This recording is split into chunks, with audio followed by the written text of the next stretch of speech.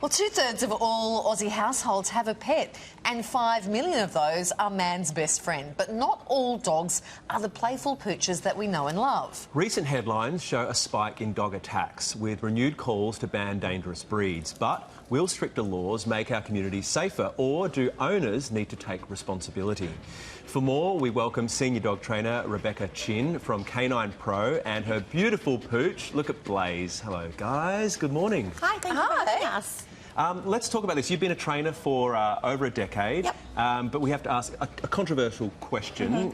Should dangerous dog breeds be banned, in your opinion? Look, the short answer is no. And I say that because we know from experience, both internationally and within Australia, that banning certain types of breeds or dogs does not reduce the likelihood of dog attacks. As a trainer, I've seen dogs of all shapes and breeds and sizes bite people or other dogs. The reality is that any dog can bite. A recent news article that came out stated statistically Labradors are the second most likely breed of dog to inflict injury on people. Right. Now, part of that could be because obviously they're very popular, but I'd also suggest there's an element of complacency that people have when they get a dog like a Labrador and just assume because it's a lab, it doesn't really need any training or socialising to become a well-rounded family pet. But we know that all dogs need socialisation and education. So if we're not banning dangerous dogs, how do we better socialise them, if that's the answer? Yeah, so one of the most important things that we should do before we even look at getting a dog is make sure that we choose a dog for our lifestyle that's suitable. We deal with a lot of owners that have selected breeds of dogs for their household that probably are a bit much for them.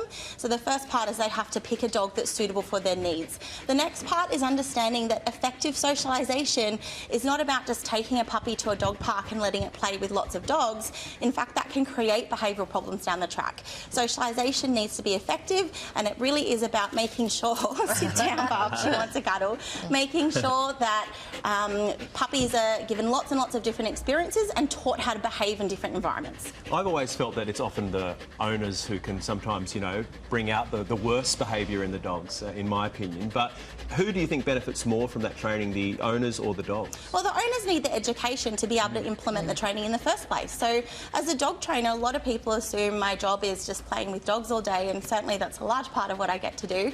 But the majority of my job is coaching owners so they learn how to build a good relationship with their dog. Because if they don't have the education on how to do that, then they're never going to be able to do it. Apparently there's been a huge spike in behavioural medication being prescribed to puppies. Yeah. Is that sort of like... Is that a safe solution? Is that almost like the ADHD medication in children? This is going to get me in trouble. It's a bit of a controversial thing to say. I'm obviously not a vet, I'm just a dog trainer.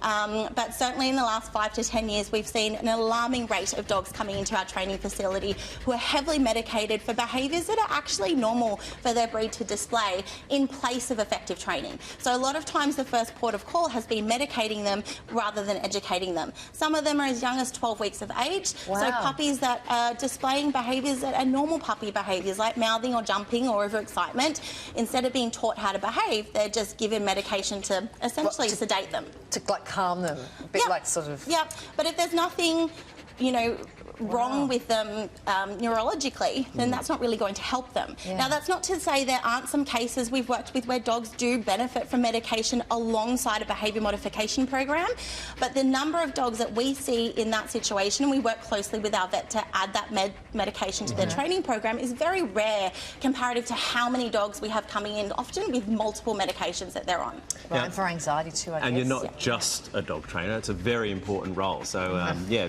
big ups to what you guys do. Can we see some examples of commands that the dogs can learn that you should be teaching them? Yeah, so the most important thing that we should teach dogs, well, there are lots of things that are important, but general life skills. So teaching dogs how to recall, loose leash walk, have basic obedience, and a lot of people resist training these things because obedience gets a bit of a bad rap for being boring. But there are certainly things we can do, and a large part of what I do is teaching people how to engage with their dogs, how to get their dogs to be enthusiastic to do things. Okay, We'd love to have a look. So Blaze's favourite thing is the ball. So here we go.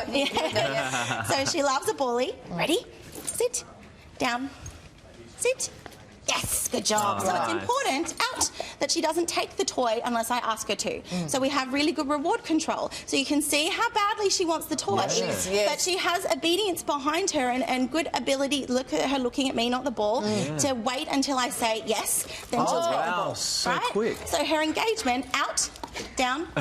Beautiful. Sit. Oh, wow, very well trained. You're good. Down. You're very good. Yes. And unless you've got a done. big bag of treats there on your hip. She loves our treats as well. Yes, Sam responds to a big bag of treats as well.